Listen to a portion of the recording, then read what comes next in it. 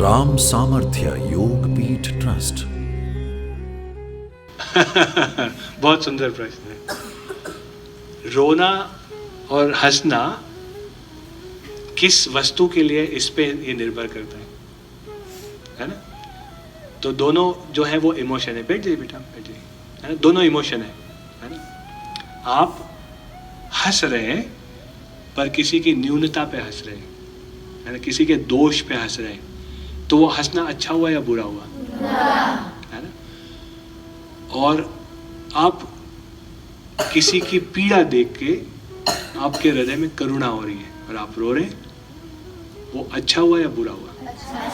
है ना। तो ना रोना अच्छा है ना हंसना अच्छा है, किस कारण से है इस पे निर्भर करता है। तो जब आप ध्यान में बैठे, आपको अश्रु बहने लगे, ईश्वर की जब आप पे करुणा हो, आप आनंद में भी अश्रु बहा सकते हैं। सो मैं जो आपसे बात कह रहा था कि दोनों भाव है ना। जीवन में एक बात को ध्यान रखिए कि कार्य से ज्यादा कार्य का उद्देश्य महत्वपूर्ण है। आप उसको किस इंटेंशन से करें। विवेकानंद ये बोलते थे कि the intention itself decides the results, means will take care of it. मतलब उसका ये है कि आपने जो भी कार्य जिस उद्देश्य, जैसे मैं यहाँ आया तो मैं अगर इस उद्देश्य से आऊँ कि आप लोग मेरे को अच्छा बोले या मेरी तारीफ करें, तो उद्देश्य गलत हो गया। मैं यहाँ इस उद्देश्य से आऊँ कि मेरे जीवन में ईश्वर और गुरु कृपा से जो भी थोड़ा बहुत ज्ञान मुझे मिला है उससे किसी का जीवन परिवर्तित हो सके, तो ये उद्देश्य अलग हो गया। अब दोनों के परिणाम अलग अलग होंगे। तो आपने जैसे बोला कि हंसना या रोना दोनों इमोशंस है, ठीक है। वो किस वस्तु के लिए, उसका उद्देश्य क्या है, उस पर निर्भर करेगा। अगर आपके करुणा है और आप रो रहे हैं तो वो बुरा नहीं है, और आप अगर दूसरे की कमजोरियों पे हंस रहे हैं, दूसरों की वीकनेसेस पे हंस रहे हैं, तो वो हंसना अच्छा नहीं है। बाकी आनंद में रहना चाहिए, और आनंद में हंसना और रोना दोनों साथ जब अनुभूति होगी तो ये दोनों मिल जाते हैं। उस समय रोना भी आता है और हंसी भी आती है। जी हाँ जी, फालतू में जो रो रहे हैं, तो रोने के पीछे बहुत सारे कारण हो सकते हैं बेटा। हाँ जी, बिल्कुल सही बोला आपने। हाँ, खुश है, बिल्कुल सही, बहुत सुंदर बात बोली। इन्होंने कहा कि जब हमको चोट लगती है, जैसे कोई आपको बोल दे कि आप इतने अच्छे नहीं दिखाई दे रहे हैं आज, या आपने ये नुकसान कर दिया, या आप पढ़ाई में अच्छे नहीं है, तो आप क्या करने लगोगे? आप रोने लगोगे, उसमें आपके हम को चोट पहुंच रही है। पर उसको भी मैं एक तरफ रख के ये बोलना चाहूँगा कि हमारे जो इमोशन, अभी मैंने जो आपको पद्धति बताई ना बेटा, इससे क्या होता है, आप अपने अगर इमोशंस को, अभी आपके इमोशन बिखरे हुए हैं, अगर आप अपने इमोशंस को कंट्रोल करके कलेक्टिवली उसको, जो रेटिकुलर एक्टिवेशन सिस्टम है यहाँ पे जो मैंने बताया ना गले के पीछे से, जितना भी आपका भावावेग है, अगर वो आप नकारात्मक से सकारात्मक में लगा दो, वो ईश्वर के प्रति लगा दो, अध्ययन में लगा दो, तो जो आपका बार बार रोना है वो भी रुक जाएगा, और उससे आपकी आंतरिक और बाह्य प्रगति भी हो जाएगी, है ना। तो इमोशंस होना अच्छी बात है, इमोशंस को मैनेज न कर पाना ये बुरी बात है ना। जो अगर इमोशनल ना हो, हम तो पाषाण हो गए। तो सम रहने का मतलब इमोशंस को नेग्लेक्ट करना नहीं है, पर इमोशंस को जब हम कलेक्ट करते और अपनी इच्छा अनुसार, अभी मैंने आपको जो बताया वो इमोशन को मैनेज करने के बताया, और अगर आपके अंदर प्रसन्नता बनी रहेगी तो नकारात्मकता वैसे ही छूट जाएगी। आप देखिए, मैंने तो अभ्यास बताए, खुद कीजिए, 3 महीने में 6 महीने में लोगों में परिवर्तन आने लगेगा। फिर भी कोई समस्या है तो आप अपने गुरुजनों से बात कर सकते हैं। मैं इनको अपना नंबर भी दे के जाऊँगा, ये मेरे से भी बात कर सकते हैं। आपको मेरे से बात करना हो तो मैं आपसे बात करूँगा, क्योंकि आप बहुत अच्छे बच्चे हैं। आपको उत्तर मिल गया, ठीक है। और कोई प्रश्न है किसी का? ऐसा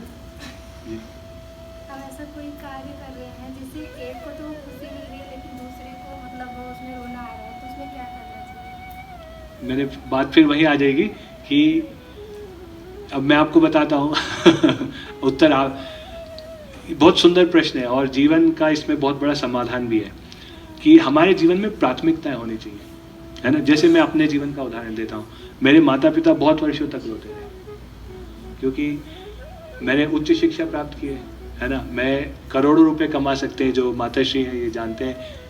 हम तपस्वी जीवन जीते हैं, और मैं उनको माता के समान मानता हूँ, जो मेरी धर्म है ना। हम अपने लिए बहुत कुछ बना सकते थे, पर हमने समष्टि के लिए वो निर्णय लिया। तो परिवार में क्योंकि क्या होता है, पहले शिक्षा प्राप्त करो, फिर डिग्री लो, डिग्री लेके जॉब ढूंढो, जॉब लेके शादी करो, शादी करके बच्चे करो, घर करो, और बहुत बड़ा घर बनाओ, फिर इन्वेस्टमेंट हाउस बनाओ, फिर रिटायरमेंट प्लान करो और अपने बच्चों के लिए कुछ छोड़ के, ये एक पथ जीवन की।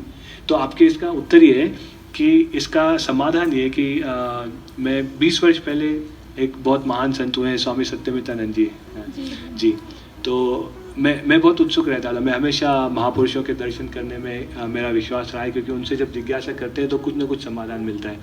तो उन्होंने जीवन में बोला कि आप चिंतन कीजिए कि जब तक उद्देश्य नहीं होता तब तक ही जीवन में समस्या है।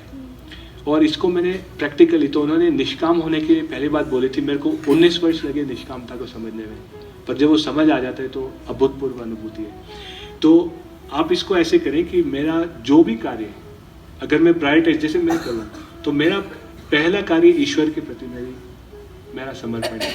अगर वो कार्य ईश्वर के लिए है तो मानवता या मेरा परिवार या कुछ भी हो, अगर ईश्वर के लिए वो कार्य तो मैं उसको प्राथमिकता दूंगा, फिर उससे नीचे वाले किसी को भी कैसा भी लगे। उसके बाद में मानवता के लिए, मानवता के बाद राष्ट्र के लिए, राष्ट्र के बाद समाज के लिए, समाज के बाद परिवार के लिए, और परिवार के बाद स्वयं के लिए। अब इससे अगर आप करें कि अगर आप कोई अच्छा कार्य कर रहे हैं और इससे किसी को व्यक्तिगत रूप से उसका बुरा लग रहा है या उसको ऐसा लग रहा है कि आप उनका फायदा नहीं कर रहे या उनको नुकसान कर रहे हैं, तो ये उनका विचार है। पर आपके हृदय में ABCD सारे बिल्कुल क्लियर होने चाहिए। आपको जीवन में जो लोग आज आपसे परेशान है वही लोग आपके साथ भी होंगे। तो इसलिए ये दृष्टिकोण नहीं रखना कि मेरे कार्य से A को फायदा हो रहा है, B को फायदा नहीं हो रहा है, या B रो रहा है और A हंस रहा है। ये महत्वपूर्ण नहीं है। महत्वपूर्ण ये है कि आपका जो कार्य है उसमें प्रायोरिटी क्या है। अगर वो समष्टि के लिए है तो कुछ लोग उसके लिए उनको बुरा लगेगा और वो रोएंगे भी, और कुछ लोग जो है वही जो लोग रो रहे हैं वो एक दिन आके आपके साथ हंसेंगे भी। तो आपको उत्तर मिला है ना? घर से आते हैं तो फिर माताएं रोती हैं जी। और आपने तो साक्षात जी। अब माता पिता इतने प्रसन्न हैं कि बढ़िया किया जो भी आपने किया। ताली बजा दीजिए। मैं देव शुक्ल जी के लिए भी कहना चाहूँगा, इनके लिए बहुत आदर और सम्मान है। बहुत छोटी आयु में इतना दिव्य जीवन जी रहे हैं, आपके लिए ये आदर्श है।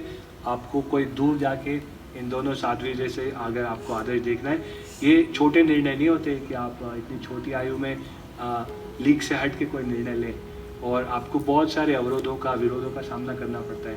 पर जैसे इन्होंने कहा कि जो निर्णय लिए वो किस प्रेरणा से लिए कि हमको भगवत कार्य करना है, राष्ट्र का समष्टि का कल्याण करना है।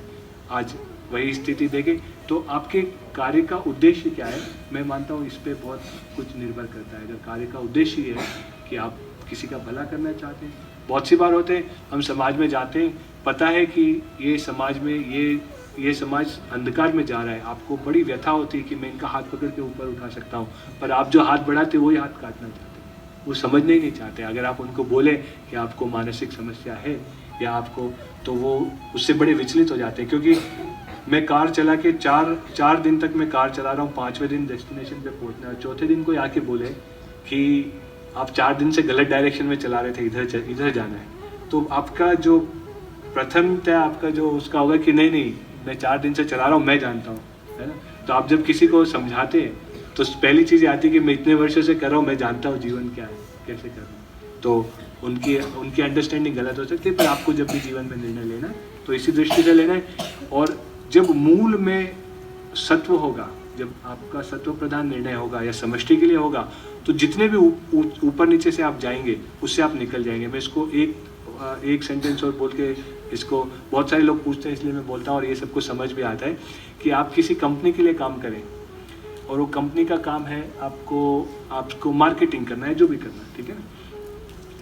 तो वो आपको रिसोर्सेज देता है, रहने का स्थान देगा, सैलरी देगा, गाड़ी देगा, घूमने के लिए बोलेगा कैसे करना है, ट्रेनिंग देगा।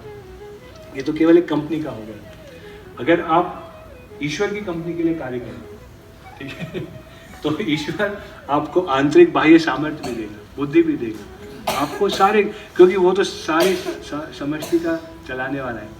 तो उसको इस दृष्टि से देखें कि उसकी कंपनी के लिए कार्य करें, उसके लिए कार्य करें, तो उसका सारा आपको शक्ति, तेज, बल, शौर्य, सामर्थ्य, शील, ये सारी चीज़ें देना उसका दायित्व है। आपने तो उसको समर्पित कर दिया अपने आप को। तो इससे आपको जीवन में बड़ा लाभ होगा कि आप देखिए निर्णय किस उद्देश्य से है, इससे फायदा मिलेगा।